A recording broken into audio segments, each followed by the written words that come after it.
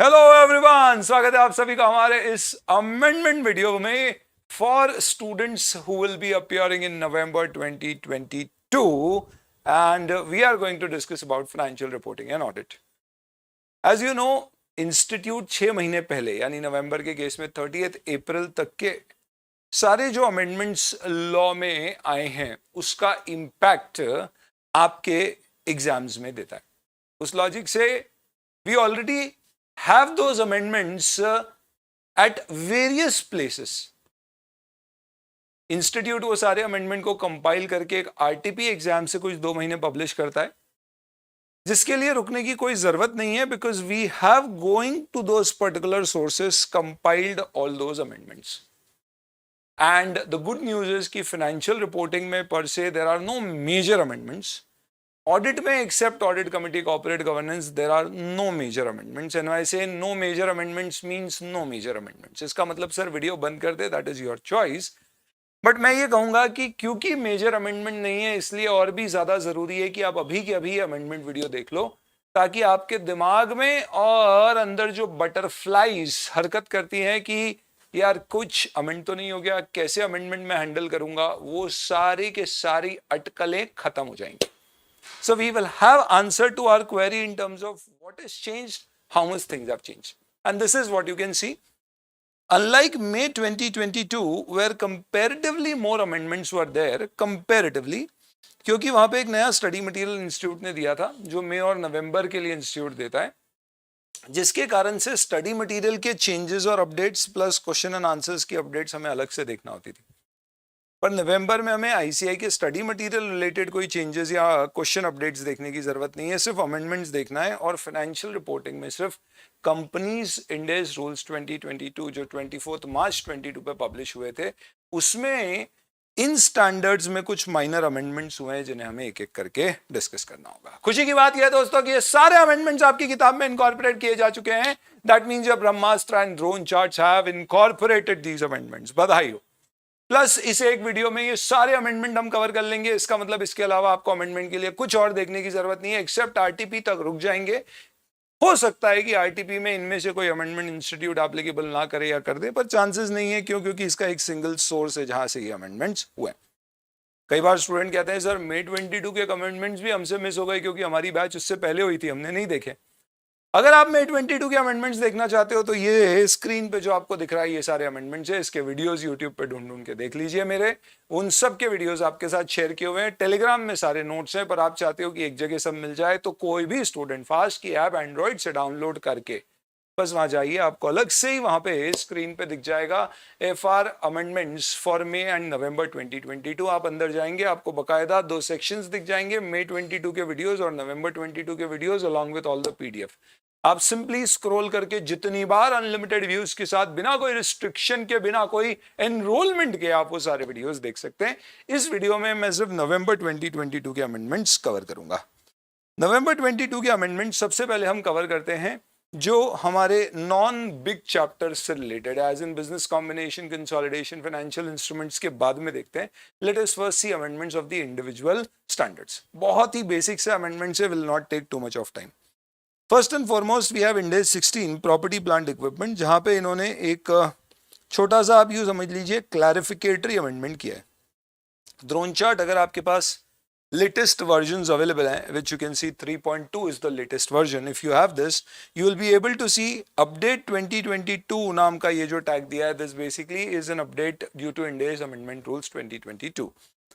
कुछ खास बात नहीं है, सिंपली क्या कहा है, let's see this। It says cost of testing products functioning, net of sales proceed if any are added to cost, excess sales proceed over testing code to be deducted from cost of PPE and not credited to PRL। ये हम बात कर रहे हैं basically property plant equipment की cost की, और उसमें directly attributable expenses till the asset is ready for use तक के खर्चे कैपिटलाइज करने की। अकाउंटिंग स्टैंडर्ड में भी आपने पढ़ा होगा, इंड एस में भी यही होता है कि एसेट रेडी टू यूज होने तक के खर्चे कैपिटलाइज होते हैं, provided they are directly attributable to making the asset ready to use. सवाल उठता है कि भैया मैंने कोई एक पर्टिकुलर मशीन खरीदी और उसे मैंने अपनी फैक्ट्री में इंस्टॉल कर दिया और उससे अभी मैं ट्रायल प्रोडक्शन करके देख रहा हूं कि क्या उससे जो आउटपुट आ रहा है वो जैसी मेरी चाहत है वैसा आ रहा है या नहीं। तो ये ट्रायल रन के खर्चे भी एसेट की कॉस्ट में कैपिटलाइज होंगे। पर इस दौरान ऐसा हुआ कि जो आउटपुट जनरेट हुआ वो भले ही कमर्शियल वैल्यू पे या प्रॉपर प्रोडक्ट की तरह नहीं, पर एज अ स्क्रैप या as a dummy test product market में बिका। ध्यान रखना, आई एम नॉट सेइंग कि कंपनी कमर्शियल प्रोडक्शन शुरू कर चुकी है और अभी कमर्शियल लेवल्स अचीव नहीं किए हैं, अभी कैपेसिटी यूटिलाइजेशन बहुत छोटा सा है, मैं उसकी बात नहीं कर रहा हूं। मैं कह रहा हूं कि अभी भी मैं अपनी मशीन की फाइन ट्यूनिंग कर रहा हूं, अभी तक मशीन वो एग्जैक्ट उस पर्टिकुलर स्टेटस पे नहीं आई है जिससे मैं कह सकूं कि now my products are of the desired quality. इस टेस्टिंग फेज के दौरान, जैसे एक पावर प्लांट में अगर आपने टरबाइन लगाई है, टरबाइन लगाने के बाद आप इलेक्ट्रिसिटी जनरेट करोगे, हो सकता है उस इलेक्ट्रिसिटी को टेस्ट करने के लिए आप कुछ समय तक आसपास के रहवासी इलाके में फ्री में उसे डिस्ट्रीब्यूट करें, सिर्फ ये चेक करने के लिए वोल्टेज, पावर, ये सब लेवल्स किस तरह के आ रहे हैं, which is a part of your trial run, you have not started the commercial production. तो ये जितना भी आपका इस दौरान इलेक्ट्रिसिटी जनरेट करने में कोयला, फर्नेस ऑयल कंज्यूम हो रहा है, ये सारा खर्चा आप उस टरबाइन या पावर प्लांट की कॉस्ट में कैपिटलाइज कर सकते हैं। कर सकते नहीं है, करना ही है। तो ये तो पहले भी होता था, ये चीज अमेंडमेंट देके इसको एक तरह से आप यूं समझ लीजिए कि अब स्पेसिफिकली इंडेस में मेंशन कर दिया। इसमें एक चीज और समझाइए कि कभी ऐसा हो सकता है कि आपने जो प्रोडक्ट सेल किया है उसकी आपने कोई प्राइस चार्ज करी, तो जो प्राइस चार्ज करी है वो माइनस करने के बाद जो आपकी कॉस्ट बचेगी सिर्फ उतना कैपिटलाइज करिएगा। सर कभी इसमें प्रॉफिट हो गया तो उस प्रॉफिट को पीओरएल में ना डाल के असेट की कॉस्ट की रिकवरी मान के असेट की कॉस्ट से कम कर देना। मेरे टिप्स लेना चाहो तो सिर्फ दो सिंपल से टिप्स है यहाँ पे। Number 1, it is not a case जहां कमर्शियल प्रोडक्शन शुरू हो चुका है मेरे असेट का और मेरे असेट से, और मैं पूरी कैपेसिटी में यूज करने की बजाय इनिशियल कैपेसिटी में यूज कर रहा हूं, ये वो सिचुएशन नहीं है, नंबर 1। और नंबर 2, ये अमेंडमेंट सिर्फ ये क्लैरिफाई करता है कि जो टेस्टिंग के दौरान आपकी कॉस्ट लगी है उस कॉस्ट को असेट की कॉस्ट में कैपिटलाइज करें। अगर वो कॉस्ट की जगह सेविंग हो गई है तो उसे असेट की कॉस्ट को कम करें, इसका इंपैक्ट पी&एल में ना डालें। सर ये देख के अमेंडमेंट नहीं लग रहा, ऑनेस्टली स्पीकिंग। बहुत सही बोला यार तुमने, और ये एक्चुअल में बोलने का अमेंडमेंट है, पर इसकी कहानी ऐसी है दोस्तों कि आईएफआरएस एक एनुअल इंप्रूवमेंट करता है अपने आईएफआरएस में। तो ये जो एक सिस्टमैटिकली आप देखोगे कि हर साल आईसीआई, इनफैक्ट इंडेस तो एमसीए इशू करता है, तो एमसीए हर साल अमेंडमेंट्स आप देखेंगे तो इंडेस अमेंडमेंट रूल्स ज्यादा से ज्यादा इंडेस सेकेंड अमेंडमेंट रूल्स के थ्रू इशू कर देता है। नॉर्मली एक साल में एक अमेंडमेंट रूल्स आते हैं। ऐसा कैसे, इतना सिस्टमैटिक कैसे हो गया है? इसका कारण है कि हमारे सारे इंडेस आईएफआरएस बेस्ड है और आईएफआरएस में एक एनुअल इंप्रूवमेंट साइकिल होता है। हर साल वो लोग एक रिव्यू करते हैं इंडेस का, इंडस्ट्री से इनपुट्स लेकर जहां जहां उनको प्रॉब्लम आ रही है, और देखते हैं कि कहीं हमारे स्टैंडर्ड में कोई एम्बिग्विटी, कहीं कोई संशोधन या इंप्रूवमेंट की गुंजाइश है, और अगर है तो फिर उसे वो एनुअल इंप्रूवमेंट की एक एक्सरसाइज के अंदर ऐसे सारे इंप्रूवमेंट्स पब्लिश कर देते हैं। आईसीआई प्राइमरीली क्या करता है, उन अमेंडमेंट्स को यूज करते हुए एमसीए को रिकमेंडेशन देता है, और फिर क्या है, एमसीए को रिकमेंड किया आईसीआई ने तो एमसीए उसे इंप्लीमेंट कर देता है। तो ये सारे अमेंडमेंट्स अल्टीमेटली पहले आईएफआरएस में आते हैं और फिर उस साल या नॉर्मली उसके एक साल बाद इंडिया में इनकॉर्पोरेट किए जाते हैं। So this is that kind of an amendment, very very basic. I don't think we even need to do any kind of a practice of any kind of a question on this, very clarificatory in nature. ये इंडेस 101 का amendment है which is relating to Ind AS 21 effects of changes in foreign exchange rates. थोड़ा सा standard अपने आप में, foreign exchange dollar की बात होती है तो ऐसे ही हमारे लिए क्या होता है भाई, हिंदी अंग्रेजी के बाहर सब कुछ चाइनीज, इसलिए हो सकता है कि आप थोड़ा सा इस पर्टिकुलर स्टैंडर्ड को डर के लेते हो, पर ऐसा कुछ भी नहीं है, बहुत सिंपल सा अमेंडमेंट है, सुनिएगा। इसको समझने के लिए एक छोटा सा बैकग्राउंड लेना पड़ेगा आपको। पहली बार जब किसी कंपनी के ऊपर इंडेस लागू होते हैं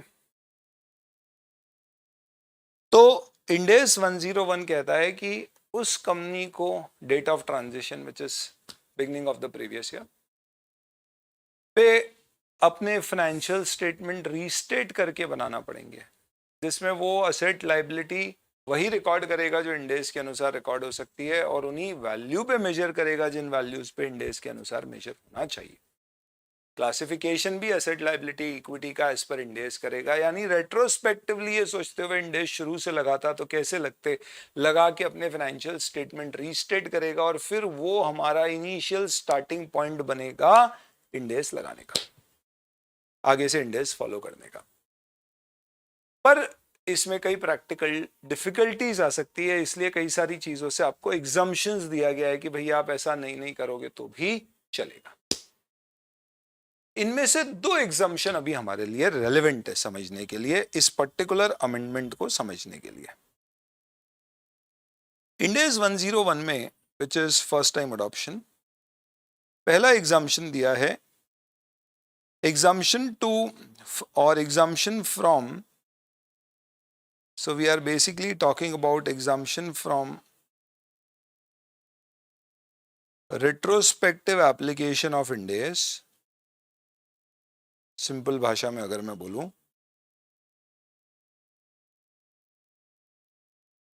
ऑन फर्स्ट टाइम अडॉप्शन। पहला एग्जाम्पशन है exemption from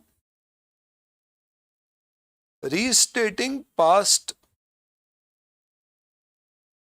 business combinations.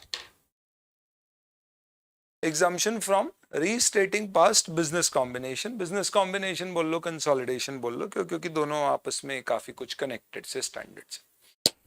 In fact business combination date of acquisition की बात करता है और कंसोलिडेशन प्राइमरली सब्सिडरीज के साथ कैसे कंसोलिडेटेड फाइनेंशियल स्टेटमेंट बनाना है उसकी बात करता है। ये कहता है कि भाई आपने इंड एस लगने से पहले हो सकता है कोई कंपनी खरीदी हो तो उसके एक्विजिशन की अकाउंटिंग आपने AS 14 या फिर अकाउंटिंग स्टैंडर्ड 21 अमलगमेशन या कंसोलिडेशन के अंतर्गत की हो। अब हो सकता है उस बात को 2-5 साल हो गए। अब आज इंड एस लगा और आपको रेट्रोस्पेक्टिवली सारी चीजें as per Ind S follow करना है, तो फिर आपने वो 2 साल पहले जो कंपनी एक्वायर की थी उसे भी as per Ind AS principles of business combination लगा के कंसोलिडेट करना होगा। इसका मतलब हो सकता है वहां आप माइनॉरिटी इंटरेस्ट निकालते थे, यहाँ आपको उसे NCI कहना पड़ेगा। सिर्फ कहना ही नहीं पड़ेगा, वैल्यूएशन भी डिफरेंट होगा। हो सकता है अकाउंटिंग स्टैंडर्ड्स के ज़माने में आप माइनॉरिटी इंटरेस्ट को प्योरली नेट एसेट्स का जो शेयर होता है उस पर वैल्यू करते थे, पर यहाँ पे फेयर वैल्यू पे मेजर करना प्रेफर्ड होता है। गुडविल के ट्रीटमेंट थोड़े से डिफरेंट हो सकते हैं, तो इसका मतलब आपको कई सारे चेंजेस करना पड़ेंगे वो एक्विजिशन अमलगमेशंस में भी जो पास्ट में हो चुके हैं। बड़ा डिफिकल्ट हो जाएगा। तो ये एग्जाम्पशन कहता है कि आपके पास ऑप्शन है कि आप चाहें तो पास्ट बिजनेस कॉम्बिनेशंस को रीस्टेट ना करें। इसमें भी एग्जाम्पशन कैसे अप्लाई करना है, क्या है, वो सब चीजों में अभी अपन नहीं जा रहे। तो this is one particular exemption which is there from restating past business combination. मैं आपको सिर्फ अभी जो रेलेवेंट एग्जाम्पशन है वो डिस्कस कर रहा हूं ताकि फिर उसके बेसिस पे अपन अपना डिस्कशन ये पर्टिकुलर अमेंडमेंट का आगे बढ़ा सकें। दूसरा दोस्त एक एग्जाम्पशन होता है end S 21 foreign currency translation reserve, जिसे आप AS के जमाने में कहते थे। आप समझ लो 2 मिनट के लिए कि आपकी कोई AS के जमाने में फॉरेन ब्रांच या फॉरेन ऑपरेशन है और वो फॉरेन ऑपरेशन को आप कन्वर्ट करते हो इंडियन करेंसी में, और उसका जो भी डिफरेंस आता है फॉरेन ऑपरेशन का, फॉरेन एक्सचेंज गेन लॉस, उसे आप रिजर्व में डाला करते थे, फॉरेन करेंसी ट्रांसलेशन रिजर्व। ये कहानी होती थी AS में, AS 11 के समय की बात बता रहा हूं। तो वो क्या कहते थे कि भाई या तो आप फॉरेन ट्रांजैक्शन कर रहे हो, यहाँ बैठे बैठे एक्सपोर्ट कर रहे हो, तो आपने $1 का एक्सपोर्ट किया तो आप अभी 76 रेट है, 76 पे सेल बुक कर दो। क्रेडिट सेल हुई है तो डेटर और सेल 76 पे बुक कर दो। पेमेंट कुछ समय बाद आया तब रेट 78 हो गया, तो ₹2 का आपने ज्यादा गेन कर लिया, प्रॉफिट बुक कर लो। Debtor debit 76, sorry debtor credit आपका trade receivable credit 76, bank debit 78, cash आपको तो क्योंकि $1 मिली वो 78 में कन्वर्ट हुई और ₹2 आपका गेन आप डाल दीजिए P&L।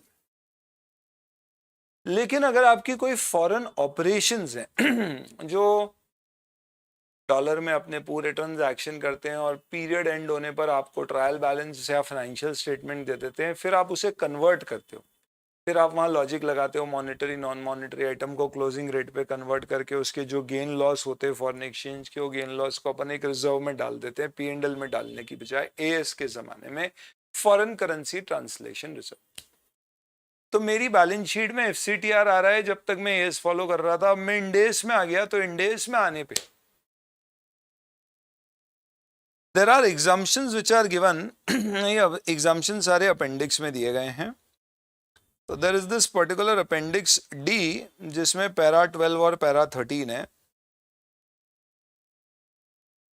D12 D13, जो पैराग्राफ बेसिकली कहते हैं कि आप की बुक्स में अगर कोई FCTR आ रहा है और अब आप इंडेस फॉलो कर रहे हैं तो उस FCTR को उठा के सीधे के सीधे आप अपने रिजर्व्स रिटेन्ड अर्निंग में डाल दो। यानी कि आप उसको पूरी तरह से ये मान लो कि भैया उसको रिजर्व में मर्ज कर दिया, मिक्स कर दिया, और आज से इंडेस प्रोस्पेक्टिवली आगे से लगाना शुरू कर दो। आपको रेट्रोस्पेक्टिवली सोचने की जरूरत नहीं है कि इंडेस के अनुसार क्या ये रिजर्व होना था, PRL में जाना था, क्या होना था। जो आ रहा है अभी इसको रिटेन्ड अर्निंग में डालो और आगे से इंडेस 21 लगा दो। ये एग्जाम्पशन है आपके पास, ऑप्शनल एग्जाम्पशन है, आप चाहें तो इसे ले सकते हैं।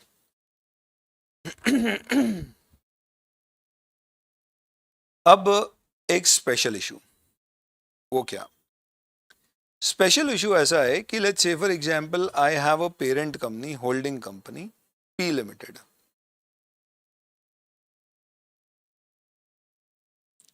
इसके ऊपर इंडेस एप्लीकेबल हो गए, लेट्स से फ्रॉम 1 अप्रैल 2016 से। इसकी एक S लिमिटेड है, सब्सिडरी है, let's say it is an NBFC, और उस कारण से क्योंकि ये NBFC थी, इसके ऊपर इंडेस की applicability I let's say for example 1 April 2019। Net worth 250 crore के ऊपर वाली थी या लिस्टेड थी, तो वहां पे लगी इसके ऊपर, जो भी है। तो इसका मतलब ये हुआ कि this is actually a situation where subsidiary date of transition is later than parents date of transition to Indes। Sir आपने NBFC क्यों लिखा? अच्छा समझ गए सर। नॉर्मली अगर कोई कंपनी के ऊपर इंडेस लगता है तो फिर उसकी होल्डिंग सब्सिडरी JV एसोसिएट पे भी लगता है। तो टेक्निकली ये सब्सिडरी पे भी इंडेस 1416 से लगना थे, बट NBFC इसको स्पेसिफिकली बोल रखा था कि 1418 से पहले चाह के भी वो फॉलो नहीं कर सकते, और उनकी एप्लीकेबिलिटी डिराइव्ड नहीं होनी थी, उनकी एप्लीकेबिलिटी आनी थी based on their own net worth listing criteria. अब अपन उस पर ज्यादा डिटेल में अभी नहीं जाते, और अभी ये समझते हैं कि ऐसी सिचुएशन में प्रॉब्लम क्या आएगी। प्रॉब्लम यह है कि ऐसी सिचुएशन में S लिमिटेड जब अपनी डेट ऑफ ट्रांजिशन पे आएगा, जो कि 1418 होगी, तो उस समय वो अपने फाइनेंशियल स्टेटमेंट्स कैसे बनाएगा? क्योंकि P लिमिटेड ऑलरेडी स्टैंडअलोन और consolidated financial statement prepare present publish कर रहा है, और अगर P लिमिटेड अपने कंसोलिडेटेड फाइनेंशियल स्टेटमेंट बना रहा है जिसमें कि S लिमिटेड को वो कंसोलिडेट अगर कर रहा है, आई एम अज्यूमिंग कि it is not an investment company, कौन? P लिमिटेड, नहीं तो फिर FVTPL पे मेजर करता तो ये प्रोविजन नहीं लगता है। तो वो कंसोलिडेट कर रहा है, it's a non investment company. तो एक बेसिक सा रूल है इंडेस में कि सब्सिडरी की अकाउंटिंग पॉलिसी जो पेरेंट की है वही होना चाहिए, अलग नहीं हो सकती। तो भले ही सब्सिडरी पब्लिश कर रहा हो मार्केट में अपने फाइनेंशियल स्टेटमेंट 16, 17 और 17, 18, इवन 18, 19 में एज पर एस, पर जब P लिमिटेड S लिमिटेड से कंसोलिडेट करके as per इंडेस financial statement publish करेगा, तो वो पूरे S लिमिटेड के फाइनेंशियल स्टेटमेंट को रीस्टेट करेगा, किसके अनुसार? इंडेस के अनुसार। पब्लिश नहीं करेगा क्योंकि लीगली S लिमिटेड को एज पर एस ही फॉलो करने हैं, बट वो पहले कन्वर्ट करेगा, और वो कन्वर्टेड फाइनेंशियल स्टेटमेंट्स को P लिमिटेड अपने फाइनेंशियल स्टेटमेंट के साथ क्लब करके कंसोलिडेटेड फाइनेंशियल स्टेटमेंट पब्लिश करेगा। यानी S लिमिटेड को एक तरह से दोनों स्टैंडर्ड फॉलो करना पड़ रहे हैं। कंपनी लॉ में ROC फाइलिंग के लिए AS बेस्ड फाइनेंशियल स्टेटमेंट लग रहे हैं, और कंसोलिडेशन फैसिलिटेट करने के लिए पी को वो Ind AS based financial statement दे रहा है। तो अब लीगली भी आरओसी के पॉइंट ऑफ व्यू से भी 2019 ऑनवर्ड्स इस एस लिमिटेड को financial statement as per Ind AS बनाने। तो ये डेट ऑफ ट्रांजिशन पे जब financial statement as per Ind AS बनाएगा तो अपन ने एक रूल सुना था अभी, वो रूल पढ़ा था कि जब आप कंपनी एएस से इंड एस में आते हो तो आपकी बुक्स में अगर कोई एफसीटीआर आ रहा है तो आप उसे पूरा रिजर्व्स में डाल दो और एफसीटीआर को 0 लेके आगे बढ़ जाओ। इस लॉजिक से एस लिमिटेड की डेट ऑफ ट्रांजिशन जो कि 1/4/2018 है, when S limited will prepare, इस तारीख पे it will have to prepare financial statements of, या यूं समझ लो कि बैलेंस शीट ही बनाना पड़ती है, पूरे फाइनेंशियल स्टेटमेंट नहीं, of 1/4/2018 as per Ind AS उसे रीस्टेट करना होगी। अब जब वो ये रीस्टेटमेंट करेगा तो हो सकता है कि S limited has some foreign currency translation reserve balance. S limited भले इंडियन कंपनी है पर हो सकता है इसकी कोई फॉरेन ब्रांच वगैरह कुछ हो, तो उस कारण से उसके फाइनेंशियल्स अपने में इनकॉर्पोरेट करते समय इसकी बुक्स में कोई एफसीटीआर का बैलेंस आ रहा होगा। अब ये बैलेंस में आपके पास यहाँ पे इंड एस 12 के अंतर्गत ऑप्शन है, sorry end AS 101 has an option कि आप इस एफसीटीआर कि आप ये क्या कर सकते हो, that this FCTR balance can be simply transferred to reserves, यानी आप इसे 0 कर सकते हो डेट ऑफ ट्रांजिशन पे और फिर अब से फ्रेश एफसीटीआर कैलकुलेट कर सकते हो। बस यहाँ पर एक छोटा सा अमेंडमेंट आया है और उस अमेंडमेंट में ये कहा गया है कि आपके पास एक और ऑप्शन है यहाँ पे कि आप या तो ये कर लो, either you do this, blue में जो जो लिख रहा हूँ मैं वो अमेंडमेंट है, या फिर और what you do is you take the balance of foreign currency translation reserve as taken by the parent company P Limited for the purpose of preparing consolidated financial statements with S Limited। इसका मतलब simple सा है कि क्योंकि consolidation के लिए P limited already 31 March 2018 के financial statement उसने एस लिमिटेड के as per Ind AS restate किए होंगे और फिर कंसोलिडेट किया होगा। तो जब उसने एस के restate as per Ind AS किए होंगे तो उसमें एफसीटीआर का balance as per Ind AS कुछ आया होगा। तो ऐसी सिचुएशन में वो जो बैलेंस आया है वो बैलेंस को आप स्टार्टिंग पॉइंट ले सकते हो ताकि आगे कंसोलिडेशन में प्रॉब्लम नहीं आए, नहीं तो ये फॉरएवर का एक रिकंसिलिएशन डिफरेंस चलते रहे।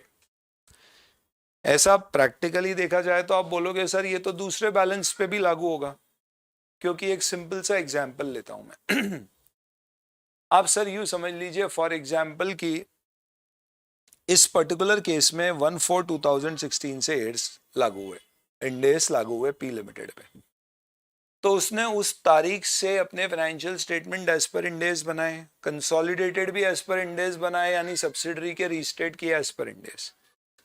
अब ये subsidiary technically speaking as per Ind AS financial statement ROC के पॉइंट ऑफ व्यू से फाइल करना शुरू करेगी कब से, 18-19 से। अब यहाँ से जब वो फाइल करेगी तो वो सारे एग्जाम्पशंस लेगी और एग्जाम्पशन लेके जहां जहां उसको एग्जाम्पशन दिया है कि भैया रेट्रोस्पेक्टिव इंड एस मत लगाओ, प्रोस्पेक्टिव लगाओ, वो लगाएगी। पर कंसोलिडेशन के लिए तो उसके स्टेटमेंट अलग ही चल रहे हैं, क्योंकि 2 साल से तो वो इंड एस के अनुसार बना ही रही है फॉर कंसोलिडेशन पर्पस। तो 101 में एक जनरल एग्जाम्पशन दिया जाता है कि जब भी पेरेंट के बाद सब्सिडरी पे इंड एस की एप्लीकेबिलिटी आती है तो सब्सिडरी फिर उस केस में 101 के सारे एग्जाम्पशंस वगैरह लेके अपने स्टेटमेंट रीस्टेट करने की बजाय पेरेंट जो फाइनेंशियल स्टेटमेंट कंसोलिडेशन पर्पस के लिए रीस्टेटेड बना रहा है उसे बेस बना सकती है स्टार्टिंग फाइनेंशियल स्टेटमेंट। तो वे कहते थे कि भैया असेट्स लायबिलिटी के बैलेंसेस अपन पेरेंट के हिसाब से ले सकते थे, तो वहां से असेट लायबिलिटी कहा जाता था, तो क्या होती थी प्रॉब्लम, रिजर्व्स नहीं कहा गया था। तो क्या बोलते थे कि पेरेंट पे पहले लगे इंडेस, सब्सिडरी पे बाद में लगे। तो सब्सिडरी इस केस में पूरे 101 के प्रोविजन फॉलो करने की बजाय सिर्फ क्या कर सकती है, पेरेंट जो फाइनेंशियल स्टेटमेंट सब्सिडरी के बना रहा होगा कंसोलिडेशन को, उसको बेस बना सकती है और डेट ऑफ ट्रांजिशन में वो फाइनेंशियल स्टेटमेंट को स्टार्ट करके आगे बढ़ सकती है। पर वो फाइनेंशियल स्टेटमेंट में वो असेट और लायबिलिटी कौन सी लेगी, जो पेरेंट कंसोलिडेशन के लिए यूज कर रहा है।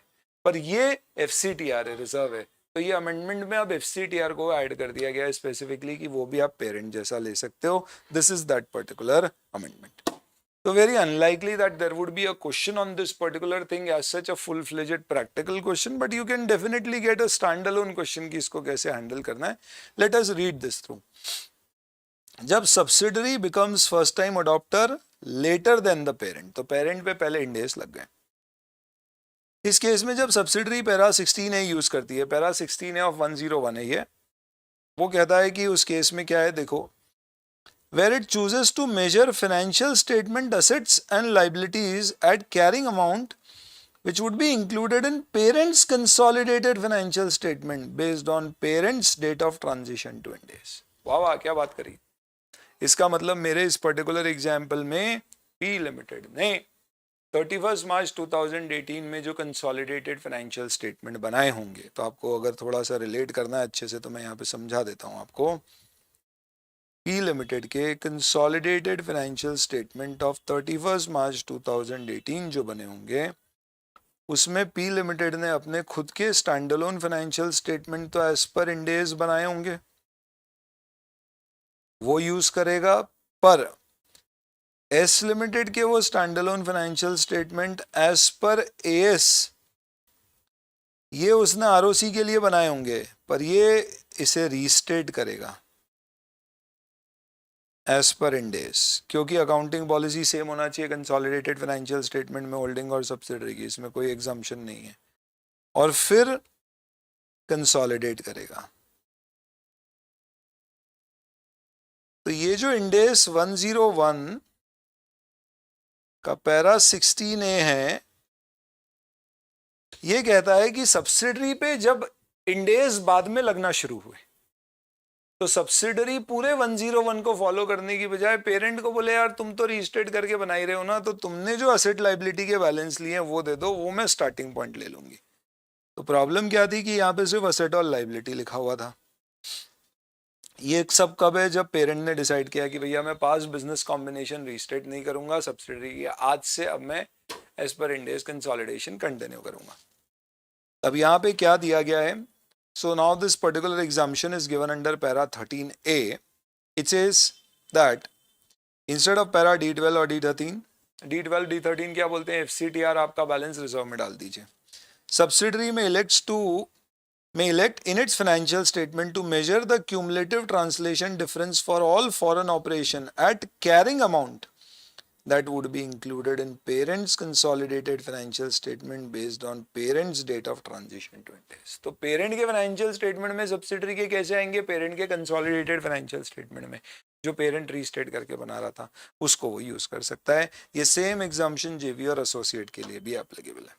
आई थिंक सारे अमेंडमेंट में यही वाला अमेंडमेंट था जो थोड़ा सा सोचना समझना गंभीरता से समझने वाला था, because this involves interplay of first time adoption and foreign exchange. और first time adoption practically speaking थोड़ा सा एग्जाम में कम आता है, तो हो सकता है कि उसकी आपकी एकदम फ्रेश वैसी ग्रिप ना हो, बट नेवरदलेस मैंने कोशिश करी है just to kind of handle this well with you, so that आप पुरानी उन चीज़ों को थोड़ा सा रिलेट भी कर सको, रिकलेक्ट भी कर सको और ये इंटरप्रिटेशन भी समझ सको। चलिए अब आते हैं अपन अपने अगले अपडेट पे। This update is also a part of annual improvement, so this will not look to be really like an amendment but more so as a clarification. Ind AS 37 provisions contingent liabilities contingent assets onerous contract समझते हो आप, जिन contract की आपको लगता है कि अरे फंस गया करके, यानी आपको लगता है कि यार ये कॉन्ट्रैक्ट में आने वाले समय में मुझे नुकसान ज्यादा होने वाला है फायदे से। इसका मतलब आपको एक फील आ रहा है कि यार क्या कर लिया मैंने। इसके एग्जाम्पल्स अपन क्या देखते हैं, लेट्स से फॉर एग्जांपल मैंने एक लॉन्ग टर्म लेट्स से 3 साल की नॉन कैंसिलेबल ऑपरेटिंग लीज कर ली है किसी जगह की, और साल भर बाद अब वो जगह काम ही नहीं आ रही है। तो 2 साल का रेंट देना है, फायदा कुछ मिलना नहीं है।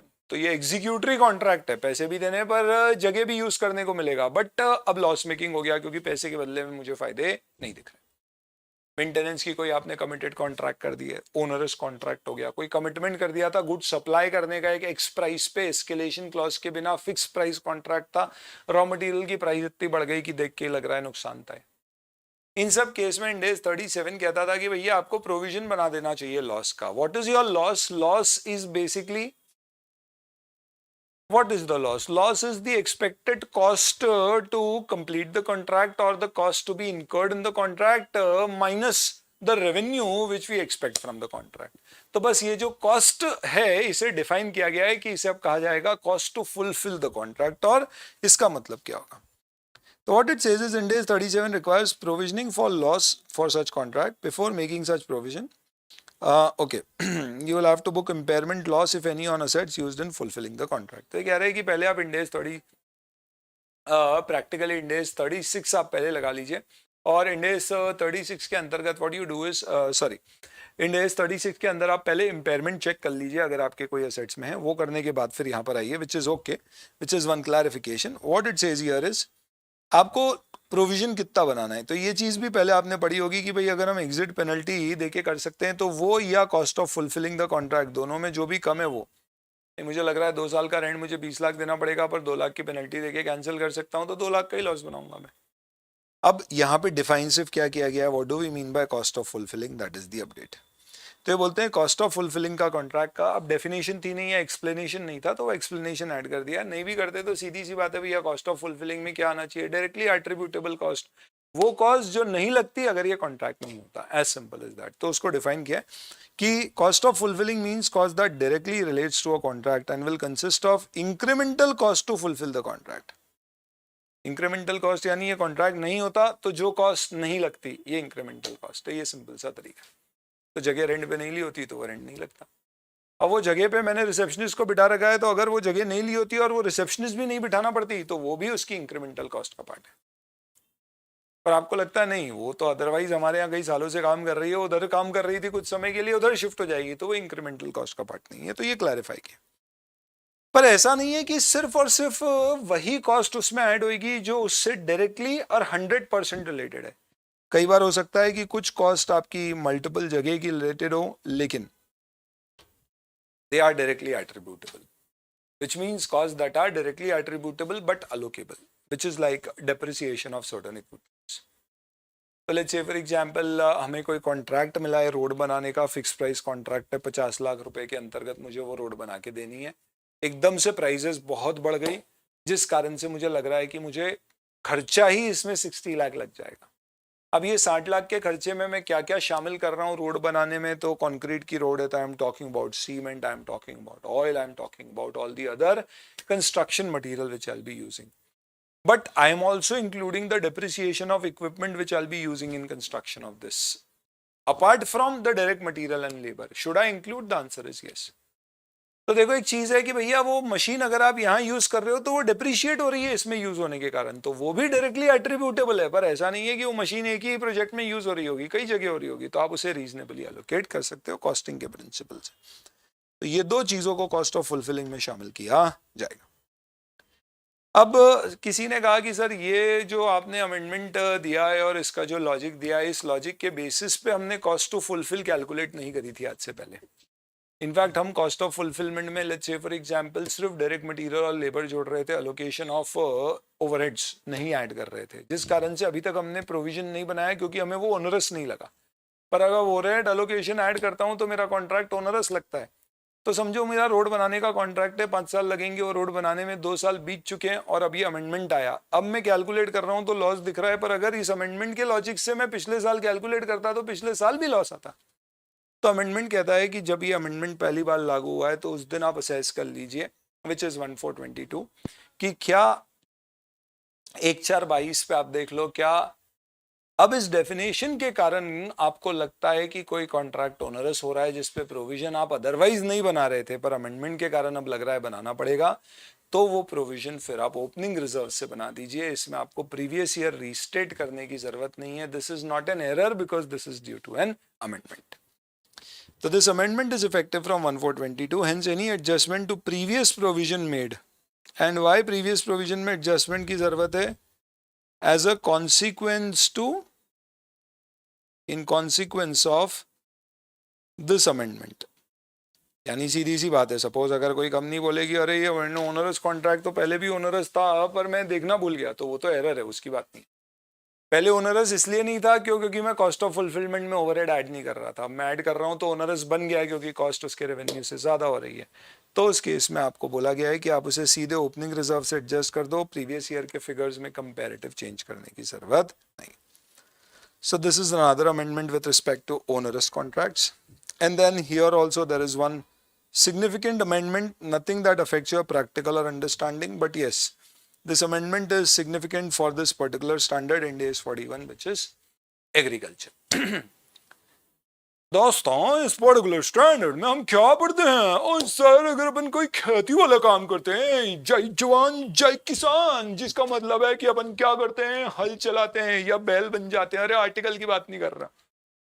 तो वहां पे क्या होता है सर? खेती होती है, तो खेती होती है तो क्या होता है, उसमें फिर हार्वेस्ट आती है, हार्वेस्ट एज इन प्रोड्यूस आता है, सॉरी, और प्रोड्यूस को फिर हम हार्वेस्ट करते हैं, फिर मार्केट में बेचते हैं। शाबाश। तो जैसे कि तुमने आम के पेड़ लगाए और इसमें आम उग रहे हैं, तो उसकी अकाउंटिंग कैसे करोगे? तो ये इंडेक्स तुमको बताएगा कि अकाउंटिंग कैसे करने का है। अब सीधी सी बात है भैया कि एक पेड़ में जितने आम लगे हैं, किसी साल में एक पेड़ में हजारों आम निकल आते हैं, किसी में आम थोड़े से कम दाम के आ जाते हैं। तो अब हम कैसे निकालें कि भैया हमारी जो कॉस्ट लग रही है उसमें उस आम की क्या कॉस्ट है? तो कॉस्ट निकालना इसमें पॉसिबल होता नहीं है। तो ये इंडेक्स बोलता है कि भाई तुम लोग इसे फेयर वैल्यू पे मेजर करो। तो इंडेक्स यहाँ पे कहता है कि भैया जब तक तुम्हारा एग्रीकल्चर प्रोड्यूस मतलब वो आम के पेड़ में अपना आम लटक रहा है, दिख रहा है आपको, वो अल्फांसो मैंगो, आप उस आम बड़ा बड़ा सा, oh my god I can literally taste it. तो जब तक वो वहां पर है तब तक अकाउंटिंग में तुम उसे नेट फेयर वैल्यू पे मेजर करते रहो। जहां तुमने खचा कट करके उसको क्या किया, उसको अलग कर दिया, अब ये निर्जीव हो चुका है। निर्जीव as in now it is not part of your I mean it has been harvested, so it is no more under the biological transformation process, and hence now it is inventory, और inventory के ऊपर AS2 लगेगा जो बोलेगा, index 2 लगेगा जो बोलेगा cost और इनआरवी, और इसकी कॉस्ट क्या मानी जाएगी? तो जो हार्वेस्ट के पॉइंट पे इसकी नेट फेयर वैल्यू थी वो इसकी कॉस्ट होगी। यानी इंडेक्स 41 काफी कुछ फेयर वैल्यू पे चलता है। तो फिर सवाल उठता है बॉस फेयर वैल्यू कैसे निकालने? और ये कैसा सवाल है? ये तो इंडेक्स 113 का सवाल लग रहा है। फेयर वैल्यू मतलब मार्केट प्राइस, और क्या? तो ध्यान रखना दोस्तों, fair value is market price and not selling price. इसका मतलब मुझे क्या लगता है मैं कितने में बेचूंगा, ये फेयर वैल्यू नहीं है। मार्केट में नॉर्मली इस तरह का प्रोडक्ट क्या प्राइस पे बिक रहा है, ये फेयर वैल्यू है। तो इसके ऊपर कुछ क्लैरिफिकेटरी नेचर के अमेंडमेंट है। Let's see. ये कहते हैं कि ऐसा जरूरी नहीं है कि आपको फेयर वैल्यू हर पर्टिकुलर एग्रीकल्चर प्रोड्यूस या बायोलॉजिकल एसेट जो इस इंडेक्स में कवर होता है उसकी अलग से निकालने का है। चिल, आप सिमिलर एट्रीब्यूट्स की एसेट को ग्रुप करके कलेक्टिव फेयर वैल्यू निकाल सकते हो। So all your mangoes of similar nature can be collectively taken into fair value consideration. Please remember, forward sale contract do not represent fair value. Very important exam point of view. कई बार ऐसा होता है भैया मेरे रत्नगिरी में आपूस पेड़ के आम है, और अपना क्या होता है पूरी फॉरवर्ड सेल हो जाती है, यानी कि कुछ लोग आते हैं तो लेट्स से फॉर एग्जांपल हमारे पास कौन आया, फ्रूटी वाले आए, और फ्रूटी वालों ने बोला भैया ये पूरे खेत में जितने आम होंगे सारे चाहिए हमको। हमने बोला ठीक है मालिक चलेगा। इसने बोला हम आपको एक आम का $1 देंगे, खत्म, फिक्स प्राइस फिक्स हो गई, और वी विल बाय मैक्सिमम, ये पर्टिकुलर सीजन में आपसे 5000 टन तक खरीद लेंगे। हमने बोला भैया 1000 टन से ज्यादा कभी माल नहीं निकलता। उसने बोला भैया आप ज्यादा भी निकले तो दे देना, और एक आम $1, खत्म, फिनिश। तो मेरा तो फिक्स हो गया कि इसकी फेयर वैल्यू कितनी हो गई, $1 या 75 रुपीज, 76 या वो वेरी हो सकता है। तो एक चीज समझना, ये फेयर वैल्यू नहीं है, ये सेलिंग प्राइस है। इसलिए साफ साफ अमेंडमेंट ने कहा है कि फॉरवर्ड कॉन्ट्रैक्ट की प्राइस को फेयर वैल्यू नहीं मानना, क्योंकि इस इंडेक्स में हम चीजों को फेयर वैल्यू पे मेजर करने की बात कर रहे हैं, ना कि सेलिंग प्राइस। आपने आम कट करके रख दिया है, फिर उसके लिए आप बोल सकते हो कि उसकी एनआरवी कैलकुलेट करने के लिए फॉरवर्ड कॉन्ट्रैक्ट की प्राइस देखी जा सकती है, बट नॉट फॉर इंडेक्स 41। कई बार ऐसा होता है फेयर वैल्यू निकालने के लिए अपन क्या करते हैं, market inputs, level 1 inputs available नहीं होते हैं तो वी गो टू लेवल 2 और level 3 inputs like cash flows and all. तो कैश फ्लोज अगर आप देखोगे तो फिर ऑब्वियस सी बात है कि उसको बेच के जो कैश फ्लोज मिल रहे हैं वो देखना है। You don't have to see cash flows from financing और इन्वेस्टिंग एक्टिविटीज, ऑब्वियस सी बात है। तो यहाँ पे पहले क्या होता था, cash flows from financing, taxation, reestablishing the biological asset after harvest. मतलब क्या हुआ, बायोलॉजिकल असेट आपने हार्वेस्ट किया, आम टूट गया तो उसके बाद भी वो थोड़ा पकता है, पर वो बायोलॉजिकल ट्रांसफॉर्मेशन का पार्ट यहाँ पे नहीं माना जाता है, that is post harvest processing. तो उससे उसकी जो वैल्यू चेंज होती है वो इग्नोर करना होती है। सिमिलरली फाइनेंसिंग एक्टिविटी की वैल्यू इग्नोर करना होती है। तो पहले स्टैंडर्ड में लिखा हुआ था कि भाई टैक्सेशन से रिलेटेड जो उसके कैश फ्लोज के चेंज है वो भी इग्नोर करना है, पर ये लिखने की जरूरत नहीं है क्योंकि कभी भी हम कोई भी फेयर वैल्यू निकालते हैं तो हम ऑब्वियस सी बात है प्री टैक्स कैश फ्लोज को ही बेस बनाते हैं, तो इसलिए जरूरत नहीं थी इस शब्द की, तो ये शब्द कट कर दिया और कुछ नहीं। फिर एक क्लैरिफिकेशन आपको और दिया है कि क्या कॉस्ट ही फेयर वैल्यू हो सकती है। तो नॉर्मली अगर आपने सपोज फॉर एग्जांपल अभी अभी कोई बायोलॉजिकल एसेट खरीदा है, ये आम में केस में लागू नहीं होगा where you're yourself producing it, this will be more applicable well let's say for example you are maybe having a dairy farm. अब dairy farm के केस में you are buying cows and buffaloes, you are using them for biological transformation and creating a produce which milk in this case would be to harvest and sell it in the market. तब आपने क्या किया, let's say मार्च में ही आपने 1000 cause या buffaloes खरीदी थी, तो अब उसकी फेयर वैल्यू क्या होगी। तो स्टैंडर्ड ने क्लैरिफाई किया कि कॉस्ट को माना जा सकता है फेयर वैल्यू के बराबर होगी, नेट फेयर वैल्यू नहीं, फेयर वैल्यू के बराबर। याद करना, वैल्यू हमें नेट फेयर वैल्यू पे करना होता है पर उसके लिए फेयर वैल्यू निकालनी होती है। तो मैं सिर्फ बोल रहा हूँ कॉस्ट फेयर वैल्यू के बराबर मानी जा सकती है। कब, जब there is a little biological transformation since initial cost incurrence has taken place. तो जब अपन ने खरीदा उसके बाद में कोई मेजर चेंज नहीं आया, that means basically cause and buffaloes की लाइफ लेट्स से 15-20 इयर्स होती है और अभी खरीदे 15-20 दिन हुए, that's not a major change. और the impact of biological transformation on price is expected to be not material. और अगर कोई चेंज आया भी है तो उससे उसकी वैल्यू में कोई चेंज नहीं आता है। अगर आप ऐसा प्रूव कर दो तो आप कॉस्ट को फेयर वैल्यू को बेस बना के आगे बढ़ सकते हो, क्योंकि प्रॉब्लम क्या हो रही थी, स्टैंडर्ड में फेयर वैल्यू निकालना बड़ा ट्रिकी काम है दोस्तों, इतना आसान नहीं। कई स्टैंडर्ड फेयर वैल्यू ऑप्शन देते, जैसे पीपी है तो ऑप्शन है फेयर वैल्यू पे मेजर करो, कॉस्ट पे मेजर करो। यहाँ पे सब कुछ फेयर वैल्यू पे कंपलसरी होता है। जैसे फाइनेंशियल इंस्ट्रूमेंट्स में कई जगह फेयर वैल्यू यूज करना ही होती है, बट फाइनेंशियल इंस्ट्रूमेंट में यूजुअली पूरी इंडस्ट्री फेयर वैल्यू पे चलती है, which is not necessarily the case in case of this particular product. Sorry. So having said that, इसलिए ये clarification ऐड किए गए। अब एक चीज और, सपोज आपको प्लांट्स की फेयर वैल्यू निकालनी। अब देखना, बेरर प्लांट्स तो इंडेक्स 41 में कवर नहीं होते, but let's say I have eucalyptus trees, जिससे मैं यूकेलिप्टस ऑयल निकालता हूँ और उस ट्री से भी मैं जो टिम्बर आता है उसको पेपर मिल में बेचता हूँ, मेरे लिए दोनों ही प्रोड्यूस है, तो फिर ये इंडेक्स 41 में कवर होगी, बेरर प्लांट 16 में नहीं जाएगी, because the tree itself is a produce. ऐसे केस में मुझे उस ट्री को भी फेयर वैल्यू पे मेजर करना पड़ेगा, पर प्रॉब्लम यह है कि मैं ट्री को फेयर वैल्यू पे कैसे मेजर करूँ, बिकॉज तो अगर उस ट्री की फेयर वैल्यू अवेलेबल है प्लीज यूज दैट, बट अगर ट्री की फेयर वैल्यू अवेलेबल नहीं है तो you still have an option कि आप उस पूरे खेत की फेयर वैल्यू माइनस जमीन की fair value is equal to tree की फेयर वैल्यू। इससे सारी ट्रीज जो आपके पास वहां पे उन सब की कलेक्टिव फेयर वैल्यू आ जाएगी, जिस पे आप वैल्यू कर सकते हो, क्योंकि अपन ने पहले पढ़ा है कि you can do grouping as per significant attributes. तो इंडिविजुअल ट्री की फेयर वैल्यू निकालना बड़ा मुश्किल हो सकता है, तो ये फॉर्मूला काफी यूजफुल हो सकता है इन केसेस जहां पे आपको पूरे खेत में जो आपके सारे पेड़ है उनका कलेक्टिव वैल्यूएशन करना है। तो this is a welcome amendment और clarification, nature of amendment, and this is basically with respect to your index 41। छोटू छोटू स्टैंडर्ड के सारे अमेंडमेंट्स अपने कवर हो गए दोस्तों। अब अपन आते हैं amendments which are with respect to your larger chapters जो अपन अपने ब्रह्मास्त्र में कवर करते हैं। These are the amendments to Brahmastra, बड़े चैप्टर के छोटे अमेंडमेंट्स, बहुत छोटे, फटाक से कंप्लीट हो जाएंगे। सबसे पहले कंसेप्चुअल फ्रेमवर्क। कंसेप्चुअल फ्रेमवर्क की क्या कहानी, एक्सक्यूज मी दोस्तों, कंसेप्चुअल फ्रेमवर्क के ऊपर एक वीडियो मैंने शेयर किया है, कृपा करके देख लीजिए। मैंने बोला था इंपॉर्टेंट हो सकता है, एग्जाम में आ सकता है, और आया भी। क्या रिपीट आ सकता है नवंबर 22 में, I don't know, but then amendment है तो डेफिनेटली मई 22 का आप देख लीजिएगा। बेसिकली कंसेप्चुअल फ्रेमवर्क में टर्म्स वगैरह चीजों को डिफाइन किया जाता है जो हम हर स्टैंडर्ड में बार बार डिफाइन नहीं कर सकते। तो कुछ बेसिक प्रिंसिपल्स दिए जाते हैं, relevance, reliability, as in relevance, reliability, faithful representation, cost benefit, कुछ टर्म समझाई जाती है, equity, asset and all that stuff. पहले भी कंसेप्चुअल फ्रेमवर्क होता था, बट ये कंसेप्चुअल फ्रेमवर्क स्पेसिफिकली इंडेस के पॉइंट ऑफ व्यू से बनाया गया। पहले it was there but it was not just meant for Ind AS. ऐसे भी ये मैंडेटरी नहीं होता है किसके ऊपर, for the entities to follow. This is basically for ICI, the standard setting body. उन्हें ये पढ़ के ध्यान रख के स्टैंडर्ड ड्राफ्ट करते समय ध्यान रखना है कि उनके स्टैंडर्ड करस्पॉन्ड करें इस फ्रेमवर्क से।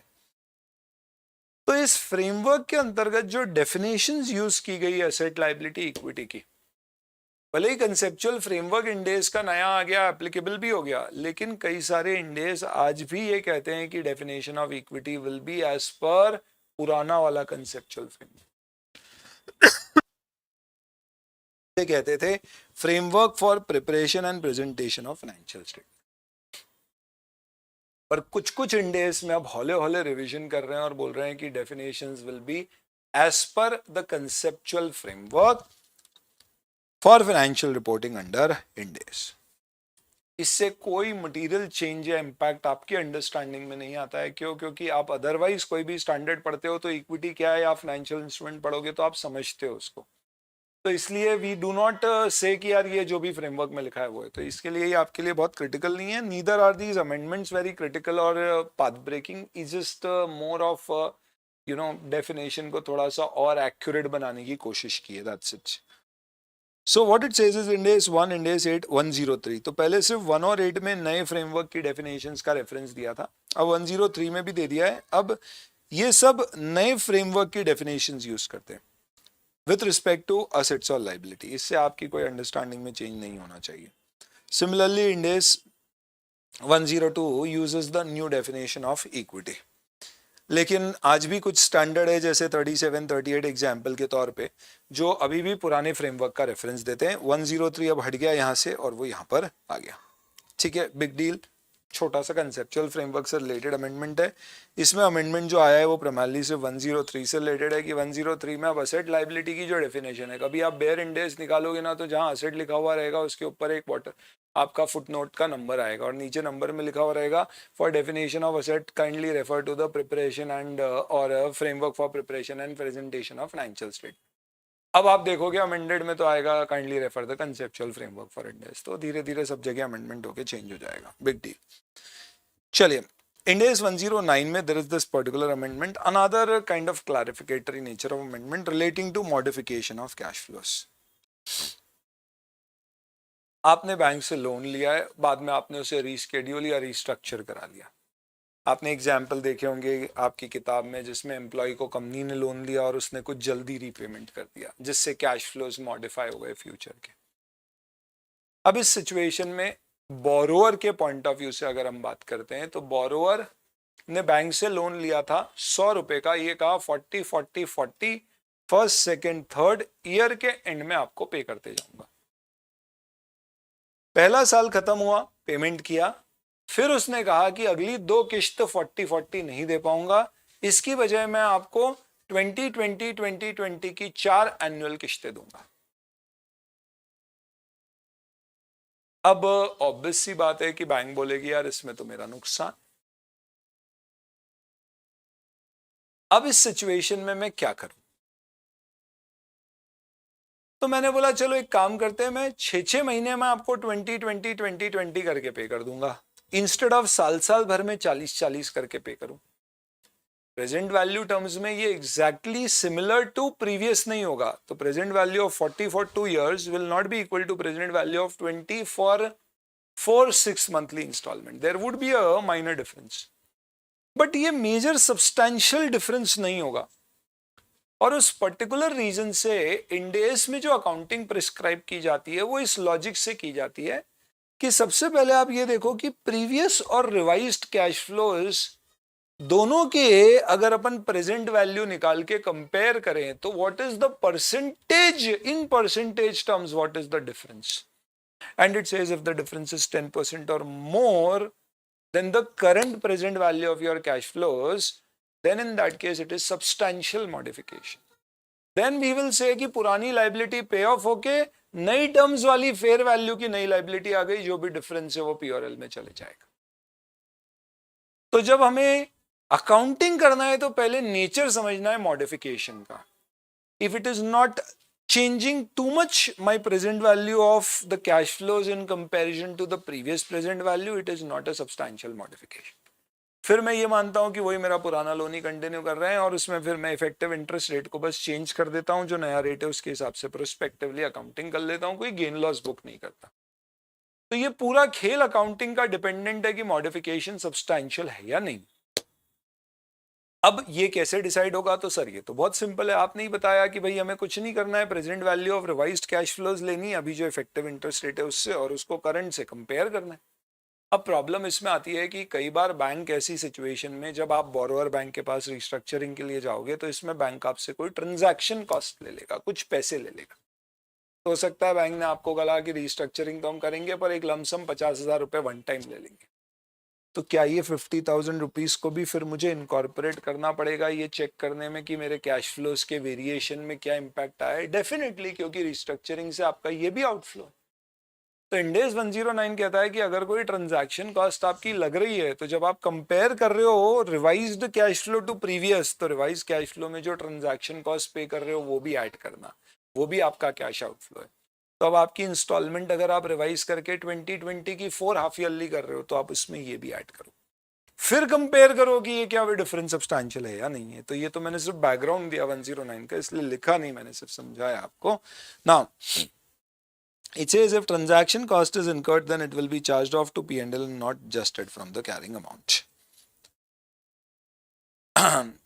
ये कब है? जब सब्सटैंशियल मॉडिफिकेशन है. इनफैक्ट अभी आप इसको इग्नोर करो, यहाँ पे देखो सब्सटैंशियल मॉडिफिकेशन का ये फॉर्मूला है. अपने को अभी फोकस अमेंडमेंट पे करना है क्योंकि आप ब्रह्मास्त्र में देखा होगा तो उसका एक पूरा बड़ा सा चार्ट है, वो चार्ट में अपने को सिर्फ ये अमेंडमेंट वाला पोर्शन है, इसको रेफर करने की जरूरत है. It says transaction cost is fees paid net of fees received if any, and it includes only fees paid or received by borrower directly or on their behalf. Borrower or lender, sorry, borrower or lender directly or on their behalf. यानी ये बोल रहे हैं substantial modification करते समय आप क्या करोगे? You will see the present value of revised cash flow after considering the transaction cost. ये लाइन छोड़ देना, ये अलग चीज है. तो मैंने क्या कहा, मैं 2020 हाफ ईयरली पे करूंगा प्लस 50,000 लेट से अभी अपफ्रंट लग रहे हैं, तो in that sense 20 lakh 4 half yearly instalment और 50,000 अपफ्रंट. तो इन सब की प्रेजेंट वैल्यू में निकालूंगा.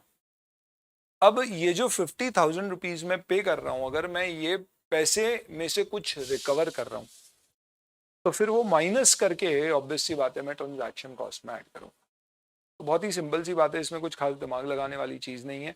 लेंडर के लिए मॉडिफिकेशन हो, बोरोवर के लिए हो, किसी के लिए भी. और ट्रांजैक्शन कॉस्ट में आपको क्या देखना है? जो एक्चुअल में आपकी कॉस्ट लग रही है वो देखना है. हो सकता है कुछ पे करके कुछ रिकवर हो रही हो, जैसे if you have paid this, हो सकता है उसमें से कुछ बैंक से आपको, गवर्नमेंट से या किसी और पार्टी से रिफंड आने वाली है. तो वो जो नेट करके जो अमाउंट होएगा वो कंसिडर करके फिर देखेंगे सब्सटैंशियल मॉडिफिकेशन है या नहीं. चलिए, ये सिर्फ एक एरर थी आपके, this is not an amendment. अपने ब्रह्मास्त्र में ये 6,500 लिखा हुआ था, 16,500 होना था, उसमें आप देखोगे तो 6 का डंडा यहाँ गया था. बिग डील क्या, छोड़िए. Next let's come to another amendment, business combination. Brahmastra का पेज 312 है. ये मैंने अलग से निकाल लिया क्यों? क्योंकि अभी जो अपनी नई बैच स्टार्ट हो रही है 3 जून से, उसमें will be using the updated notes, but there is only 2 page का ही अमेंडमेंट है यहाँ पे ब्रह्मास्त्र में. ड्रोन चार्ट में एटलीस्ट थोड़े कंपैरेटिवली ज्यादा पेजेस हैं, but still not substantial. Ind AS 103 में अपन पढ़ते थे कि बिजनेस कॉम्बिनेशन में हम क्या करते हैं, हम जिस कंपनी को एक्वायर करते हैं उसकी सारी एसेट्स और लाइबिलिटीज को फेयर वैल्यू पे लेके आते हैं, सब्जेक्ट टू सर्टेन एक्सेप्शंस. हमने पढ़ा था एक्सेप्शन एक होता है रिकॉग्निशन एक्सेप्शन, जिसमें रूल ये होता है कि जब आप कोई कंपनी एक्वायर कर रहे हो तो उसकी सारी एसेट लाइबिलिटी अपनी बुक्स में लाओगे, फेयर वैल्यू पे लाओगे. उसी को एसेट दिखाना जो एसेट रिकॉर्ड करने के लिए एलिजिबल है as per end AS, liability भी उसी को बुक करना जो लाइबिलिटी बुक करने के लिए एलिजिबल है एज पर इंड AS. पर अब इसमें प्रॉब्लम ये होती है कि सपोज मैंने एक कंपनी को खरीदा और उस कंपनी के ऊपर चल रहे हैं कई प्रकार के केसेस. पर उन केसेस में लाइबिलिटी आने के चांसेस कम है, नहीं के बराबर नहीं है, कम है, तो उस कंपनी ने अभी उन सबको दिखा रखा है कंटिंजेंट लाइबिलिटीज। अब सवाल यहां पर यह उठता है कि सपोज इनकम टैक्स डिपार्टमेंट खड़ा हो गया और उसने कहा कि भैया एयर इंडिया को टाटा ने ले तो लिया, पर कल दिन एयर इंडिया पे किसी प्रकार के अगर कोई पुराने टैक्स क्लेम्स आए तो वो Tata will be bound to repay. हालांकि ये बेस्ट एग्जांपल नहीं है क्योंकि एयर इंडिया खत्म नहीं है, it was not basically an amalgamation nature of purchase पुराने जमाने की बात करूं, और it was not basically acquiring a company, company still continues, but suppose for example हमने उसको हमारी कंपनी मर्ज कर दिया, कंपनी का एग्जिस्टेंस खत्म हो गया, जो भी है, तो पुराने केसेस का क्या होगा? तो इनकम टैक्स ने तो बोला कि भैया पुराने हमारे केसेस चल रहे हैं, तो ये जो एक्वायरर है वो रिस्पॉन्सिबल होगा पे करने के लिए अगर लाइबिलिटी आई तो। पर एयर इंडिया की बुक्स में वो इनकम टैक्स की जो डिस्प्यूट चल रहे हैं वो सिर्फ कंटिंजेंट लाइबिलिटीज में शोन है। क्यों? क्योंकि chances of liability arising is less. अब ऐसी पर्टिकुलर सिचुएशन में ऑब्वियस सी बात है कि टाटा एयर इंडिया का जो पीसी डिटरमाइन करेगा, नेट एसेट्स या वैल्यूएशन डिटरमाइन करेगा, उसमें इन लाइबिलिटीज के कारण वैल्यूएशन थोड़ा कम होगा, बिकॉज कहीं ना कहीं ये उसको कुछ ना कुछ तो इम्पैक्ट दे सकते हैं। तो इसके लिए इंडेस ने एक्सेप्शन दिया है। इंडेस 103 बोलता है कि नॉर्मली हम जिस कंपनी को एक्वायर कर रहे हैं उसकी एसेट लाइबिलिटी को हमारे बुक्स में तभी एसेट लाइबिलिटी बुक करेंगे जब वो as per इंडेस asset liability book हो सकता है। लेकिन कंटिंजेंट लाइबिलिटी भले ही वो लेस लाइकली है, यानी कि पॉसिबल ओनली है, यानी कि नॉट प्रोबेबल है, जिसमें चांसेस आने के कम है, उन कंटिंजेंट लाइबिलिटी के कारण भी पीसी इंपैक्ट हुआ होगा। तो वो कंटिंजेंट लाइबिलिटी किसकी? जो आपकी एक्वायरी कंपनी है उसकी कंटिंजेंट लाइबिलिटी एक्वायरर अपनी बुक्स में फेयर वैल्यू पे मेजर कर सकता है। तो सवाल उठा कि भाई ऐसे ही उसके कंटिंजेंट एसेट भी हो सकते हैं। हो सकता है एयर इंडिया ने किसी पे केस लगाया हो जिसमें पैसे मिलने की उम्मीद हो, और उस उम्मीद के कारण हो सकता है टाटा ने थोड़े ज्यादा पैसे दे दिए हो उसको और कहा हो कि भैया चलो तुम्हारी कंपनी ले रहे हैं, और कभी बाय लक बाय चांस ये केस जो तुमने किसी और पे लगाए जीत गए तो अपने को पैसा मिलेगा अब, क्योंकि कंपनी हमारी हो गई। तो सवाल ही उठा कि क्या कंटिंजेंट एसेट भी बुक कर सकते हैं? तो उसके लिए ये अमेंडमेंट आया और उसमें कहा गया कि किसी भी सिचुएशन में